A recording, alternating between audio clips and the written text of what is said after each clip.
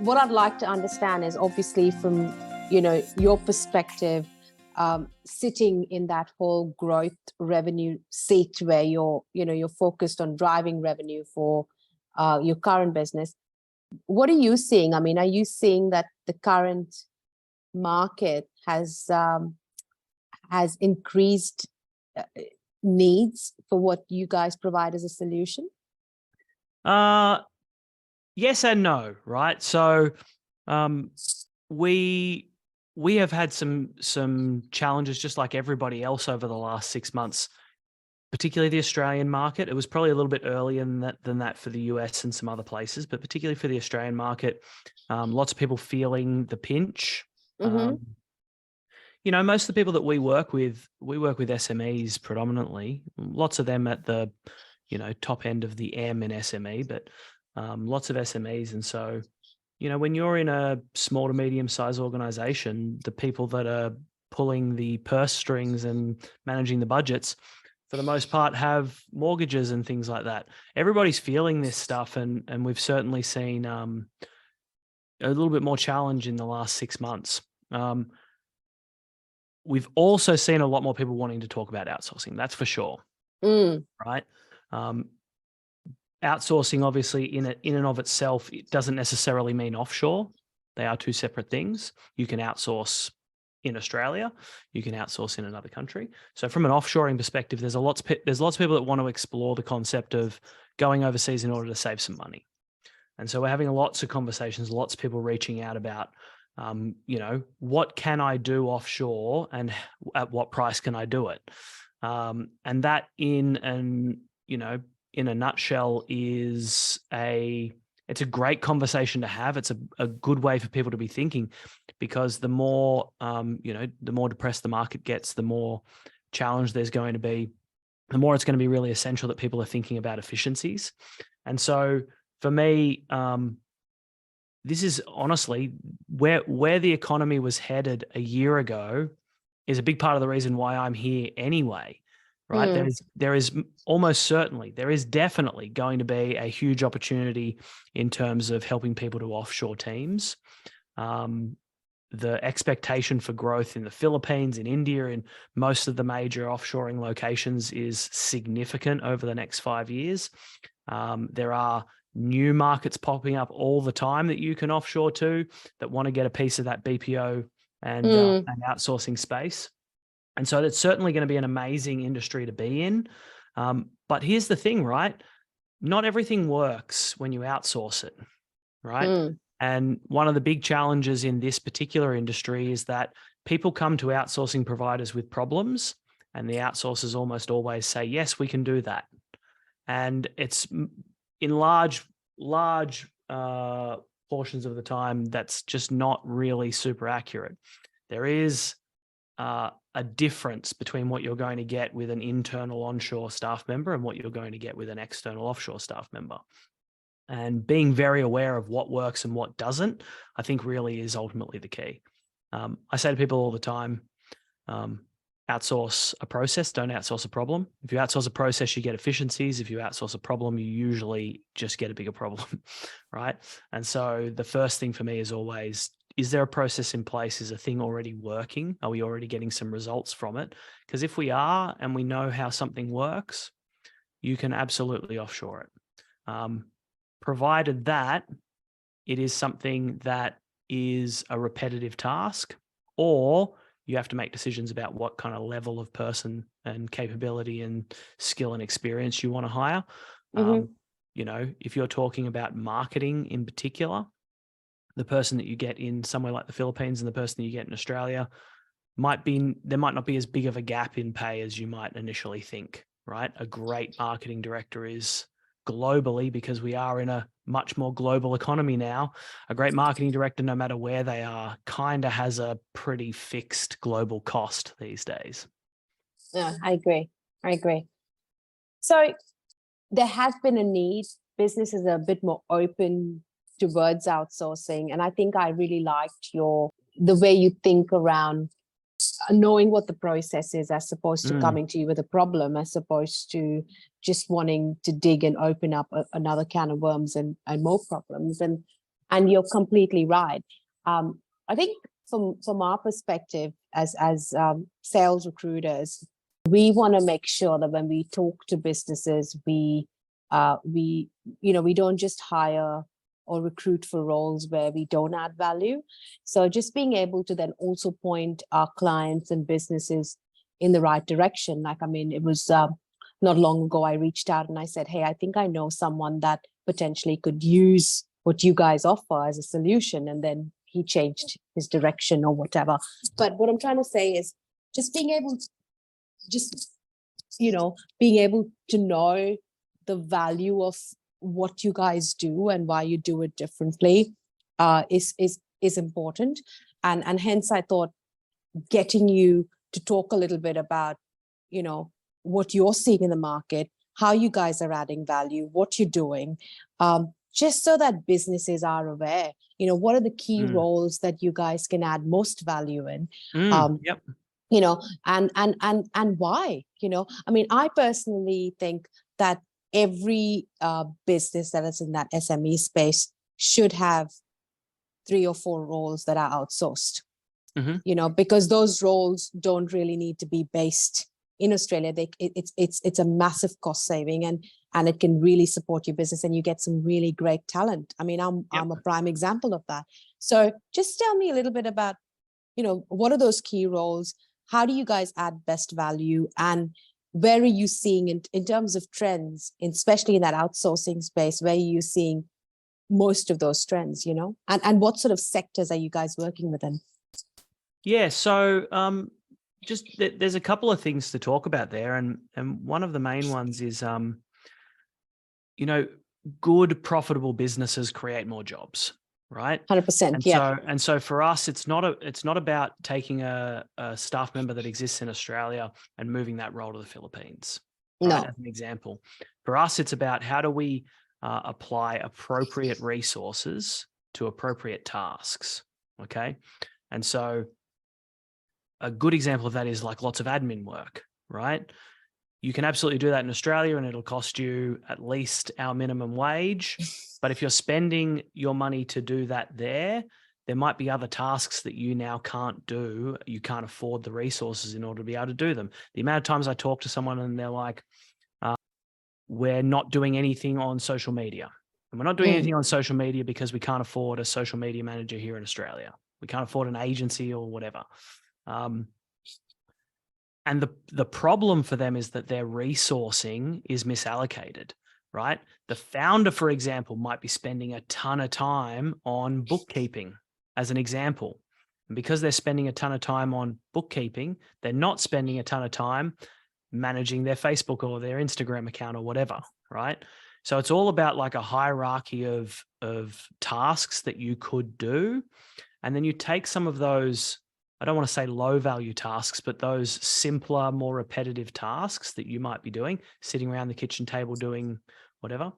You take those, you move them offshore, you do them at a very reasonable price, a significantly lower price than doing them in Australia.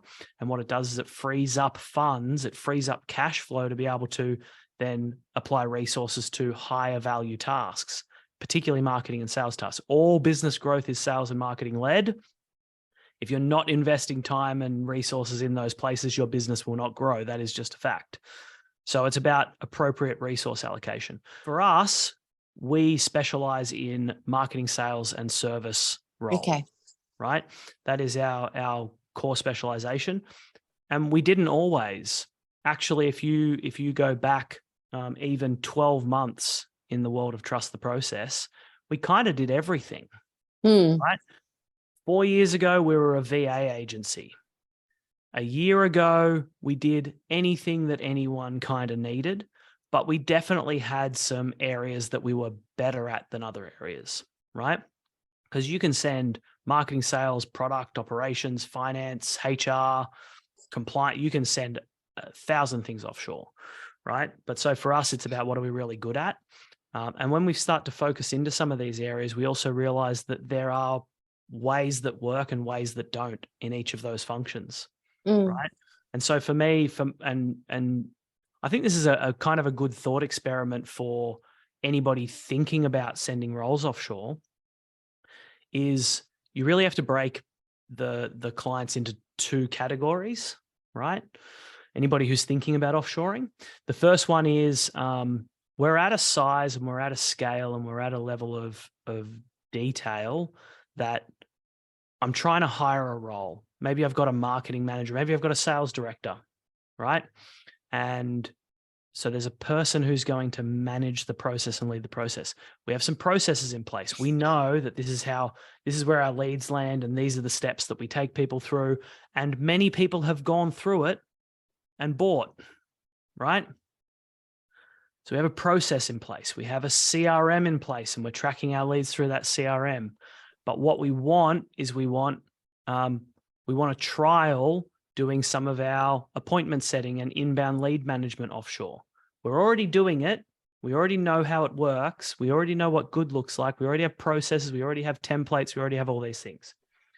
That particular type of client should definitely immediately go and look at offshoring, right? Because there's almost certainly going to be a series of roles that they could do much cheaper and still get great results out of. And they don't necessarily have to create something from scratch or throw something out the window in order to trial it. If you've got sales development reps in Australia, for example, hire one in the Philippines and try it through the same process and see if you get a good result. Because if you get a good result at a third of the price, well, now your ability to scale is increased because your cost of growth is less, right? Growth sucks cash. The more you want to grow, the more cash you need, except if you alter the way your business sucks on those resources, right? So that's an example. The other type of customer are the ones where they want to do something that they don't yet know how to do. So we would have lots and lots of people coming to us saying, I want to hire a VA to do marketing for me, right? We would say, what are they going to be doing? What are the programs? What are the campaigns? What channels? All of these sorts of things. Well, I think I want them to make content for me, and I want them to distribute it through social media. Are you doing it already? No. Do you know what kind of content? Well, I'm hoping they'll tell me, right? If that is you are not ready to offshore, right? And if you go and talk to 50 providers, 49 of them will tell you, yes, we can hire that person for you. But I can tell you right now, you're going to get 6 months down the track, you're going to fire that person and you're going to go, offshoring doesn't work. And that's not true. The way you did it doesn't work. And so for us, it's about identifying which camp do they sit in. And if they sit in the second camp, they want to try something new that they haven't done before, but they don't know how to build the processes for it. They don't know what good looks like. Then for us, it's about being able to provide that for them, right? And so we have products that are built around specific types of deliverables, including marketing, right? And your marketing strategy. What is the strategy? What are we focusing on? What are the conversations we want to win? Who are our core avatars? What are we going to talk to them about? How are we going to generate leads? All those things. And then providing, once you have that structure and that strategy and all of the processes in place, then being able to provide people for it. Or in some cases, it doesn't make sense to hire one person. I think the best example of this is content, right? If you want to do amazing content, you need more than one person. You need somebody who's very good at graphic design. If you're doing video, you're going to need a video editor. You're going to need some sort of content creator and copywriter, right? There's 3 or 4 other things. Quite often, if you're going to distribute that content, you're going to need website developers and social media coordinator, a whole bunch of stuff, right? And if you really want to pump that content up, you're going to need somebody who knows how to manage ads, because you might want to point some ads at it. Like, there's 1,000 roles you could have in order to have a great content engine that yields results.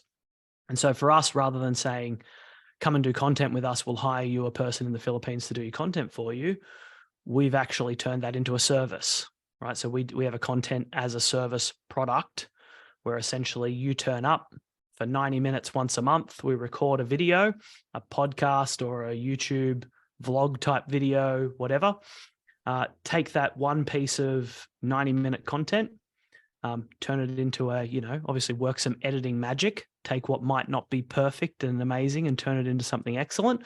And then take that one piece and turn it into a whole bunch of different formats. So shortened snippets and the like of video, a whole bunch of different shorter videos, then blogs, email posts, social posts, ebooks, all of these things. We can take that one piece, turn it into, 20 to 45 pieces of content, and then load it all up into a social scheduler, and bang, bang, bang, out comes the other end a full content strategy.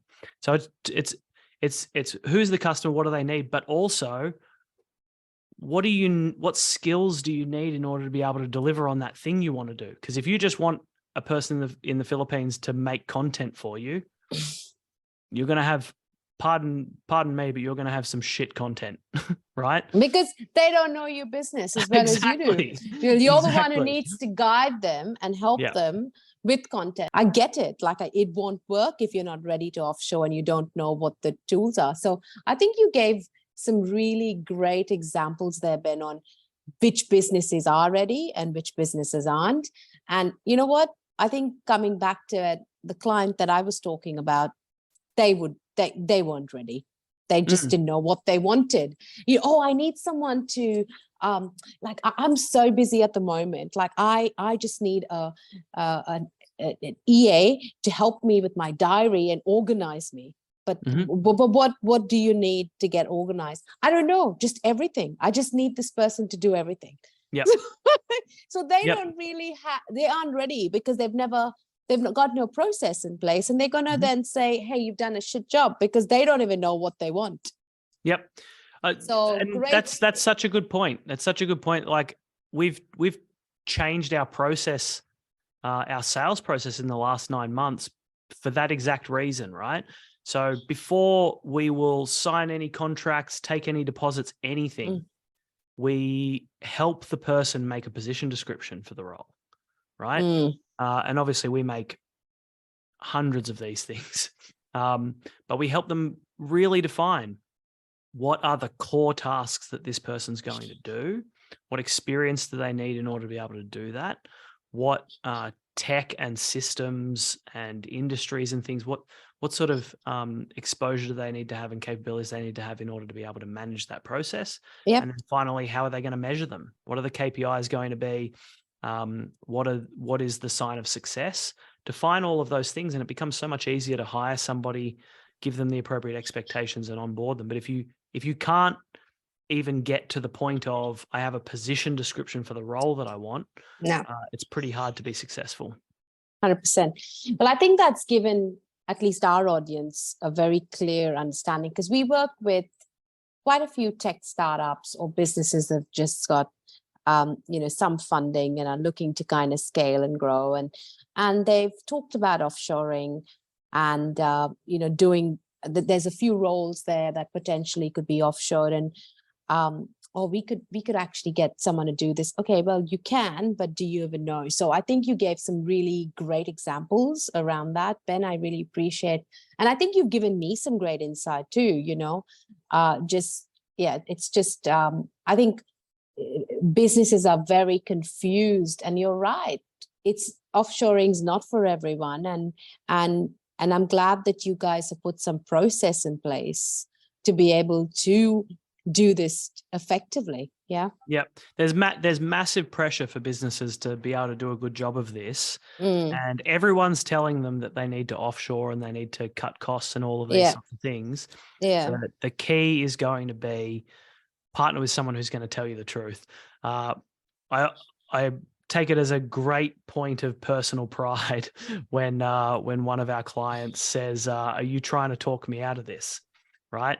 I think it's super important that we're very honest about what works and what doesn't, and how you need to operate, whether someone's ready, whether they're not, because there's enough people that are desperate in the business world right now that they'll pay you if they feel like there's a silver bullet out there. And there's certainly a lot of people that are suggesting they might have that silver bullet. So, that level of honesty and trust, I think, makes a massive difference to a long-term outsourcing relationship. Yeah, but I really like the idea of your content as a service piece, because I think that's a really great solution. I mean, if you could send me some more of that, because if I just an understanding, because I could share that with Mm-hmm. some of our clients as well, because I think that's a really great solution you've got up there. The other question I had for you, Ben, is, you've obviously come full circle. You've been a sales professional. You've door knocked. You've been through recessions. And now you're pretty much in the recruitment world as well, which is Yeah. great. So you're constantly on top of trends and data and all of that. So what are you seeing? Can you tell me what your take on 2023 has been, and what do you see potentially happening in the next 6 months? Because you talk to a lot of people, you're constantly very curious and always studying. So I think that's a great skill to have for any sales professional. But I know you do that. You do that very naturally, and you just, I think you love it. You're very, very passionate about it. So, yeah, so if you could share a little bit about what you think those trends are, or what you see happening or unfolding in the next 6 months, would be great, and what you've seen happen in the initial part of the year. I actually don't think we've crossed maybe the major line yet. So I think there's a lot of change to come, but we're definitely seeing some of the effects for sure. From a recruitment perspective, I do think there's going to be a bit more of a coming together sometime in the near future between candidates and businesses in terms of expectations and what's possible. I do feel like there's going to be a bit of a reckoning for the candidate pool, not getting maybe what they really wanted and having to. It's already happening. Yeah, having to really deal with that. But I tell you what, there's massive positives, right? It is a great time to be hiring. And so for me, anytime there's a situation where there's the potential for any kind of financial instability or problems in an economy, this is the moment that you want to be taking advantage of. This is ultimately when millionaires and billionaires are made, right? By making the right decisions and being aggressive, and when everybody else is hiding away and shying away and running away and pausing and stopping, taking those moments. And from a recruitment perspective, it's a great time to be hiring salespeople. So there's amazing candidates in the market, the people that you have not been able to find for the last 3 years. There's heaps of them available right now. So if you can find great salespeople, I can tell you right now that great salespeople and really, really good marketing are actually your only true way through a recession, are your only true way through difficulty. You have to be able to be better at and do a better job of selling and marketing and understanding your customers and shifting your value proposition and the way that you work with them in order to meet the current market conditions. I think I always think back to the place that we worked together years ago. And I use this example all the time, where on the back of the GFC, right, we were selling sponsorship packages for small business to business conferences, right? It was exactly the sort of discretionary spend that marketing teams were massively cutting back on, right? Initially, we had a real challenge with it, big problems, and that business itself cut a whole bunch of people, right? But a change was made to the value proposition and the way that we sold, and we focused much more heavily on being able to help our clients find who is active in the market as a prospect, less on volume and how many names can we get and database building and et cetera, and just helping sales directors find actual pipeline that are ready to make decisions and looking for solutions. And we met the market, right? They had very little money to spend now. But they needed to get results still. They needed to fight their way through this challenge. And so we matched a value proposition and a way of selling to meet that exact need. We altered our product to meet that exact need. We started giving away less guest passes to events and started making more people buy the passes to the events, right? All of these things are about adjusting to that particular scenario. And so I think we're in one of those moments now where the zaggers, all the ziggers are going to be, the people zigging are going to be in one spot going, I'm going to wait until this is all over and I hope everything's going to be okay in the fetal position. And all of the people that zag and go try and find other ways to fight through are going to be the ones that do really well out of it.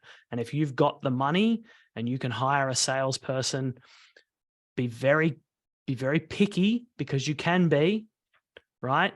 But somebody that can sell during financial challenge is going to be absolutely gold for you.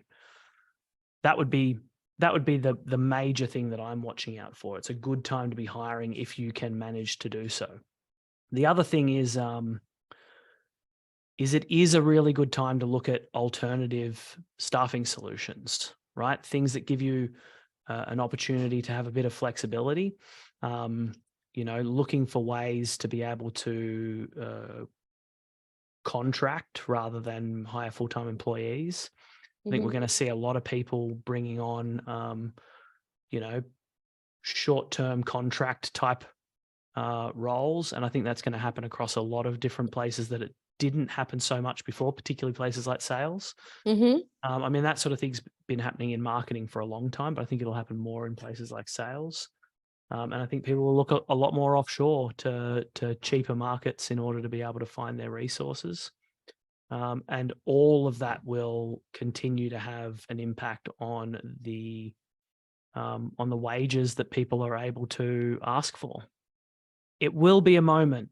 It will be a moment, and those that are courageous enough to take advantage of the specific opportunities available in that moment, I think, are probably going to come out the other side very, very strong. 100%. And you've been very clear about your messaging around this, and I've been talking to candidates.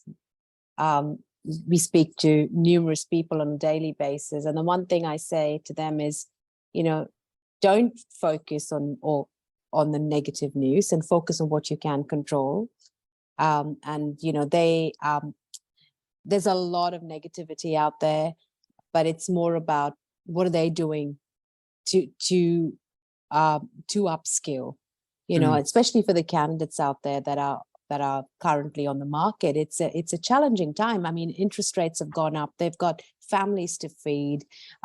They've got mortgages to pay, and it's tough. Some are doing it really tough, because of all the inflation and like we know, there was some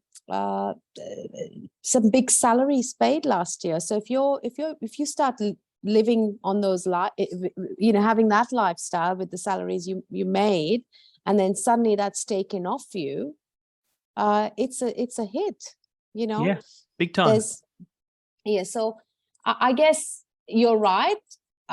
And businesses can be picky, and I think the recruiters that have the relationships and work on those relationships are the ones that will survive. Because I was talking to quite a few recruiters in the last week, and they've been made redundant. Yep, not surprising. It's happening in a lot of industries. Real estate's another one that there's lots and lots of redundancies being made.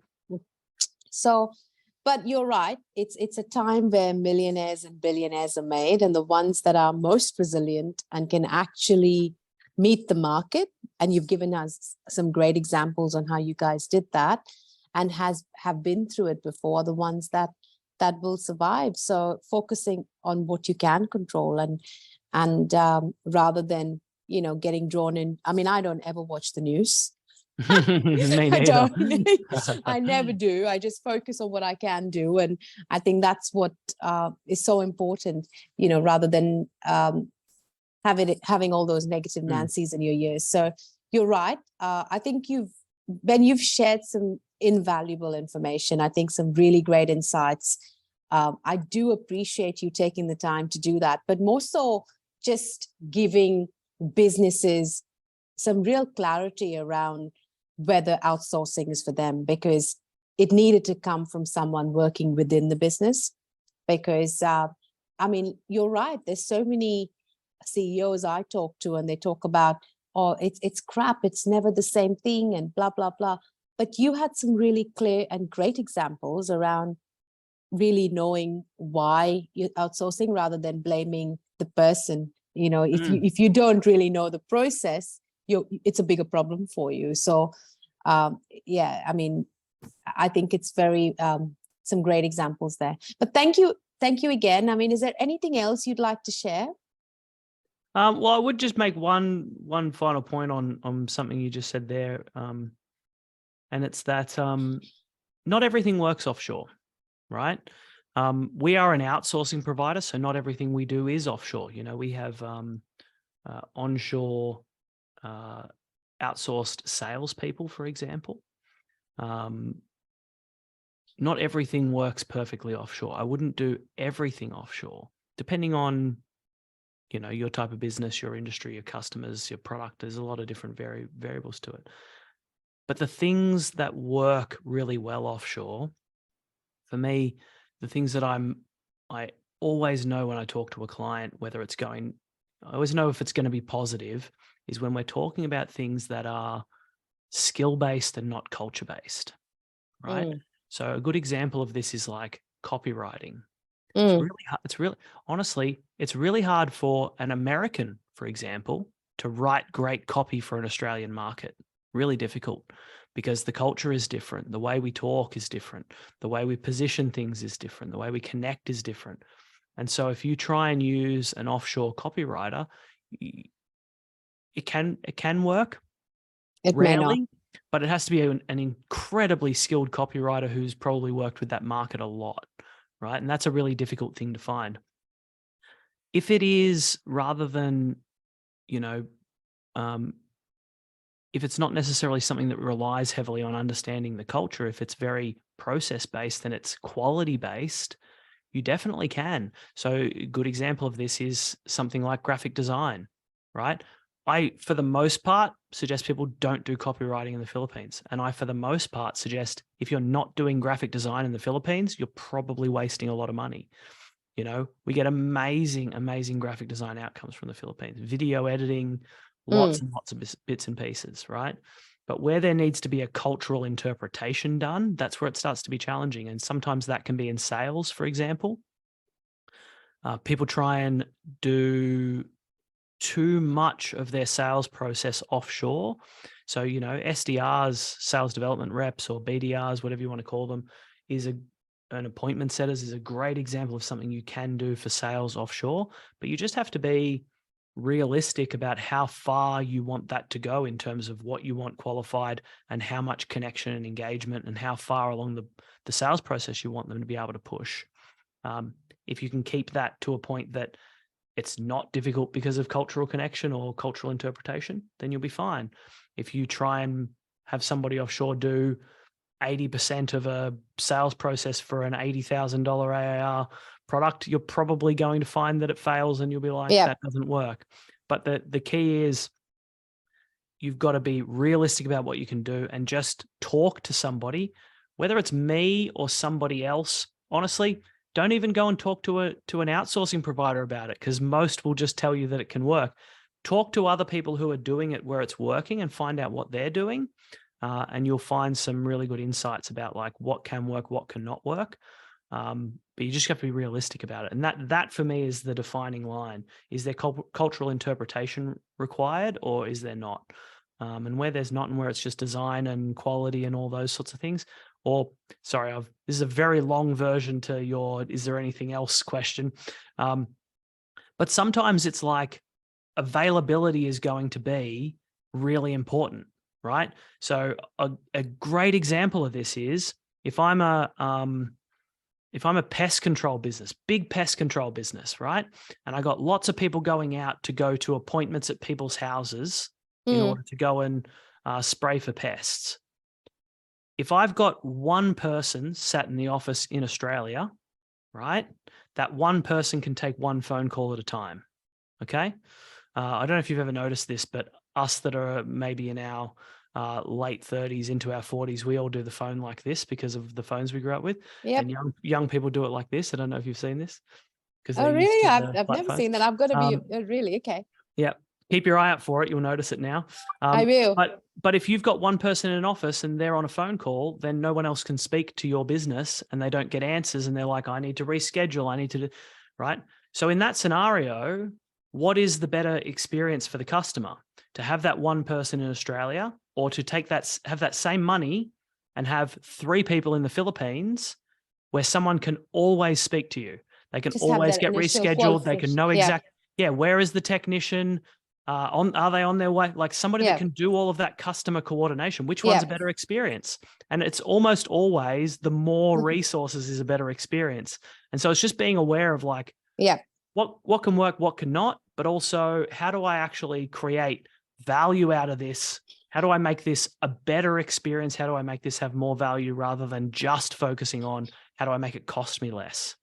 So reduce your cost for growth and think about customer experience. I think for businesses that are scaling, I think that's 2 really great points you've kind of highlighted for business owners to think about when they're ready for that. That's when they've got those investors and whatever ready for scale. I think that's 2 things for them to look at. And you're right. I don't personally think that the full sales cycle AE can sit in in an outsourcing role. I think they're probably better off being from the local market. But there are roles. There are some companies that could be just delivery and customer success, coordination roles that could be very well done there. Yep, absolutely. So 100%. No. Well, Ben, thank you so much. It's a Friday and I know that you probably got drinks coming up. Are you at home or where are you? I'm not drinking at the moment. I've got a big walk for charity coming up. We're doing the Oxfam Trail Walker nice. in a month at the end of August. Me and 3 others, including one of the founders of Trust the Process. So I love it. I'm not drinking at the moment. There's no after work drinks. It's all training all the time. So none of that for me, but please feel free to enjoy a wine on my behalf, Raina.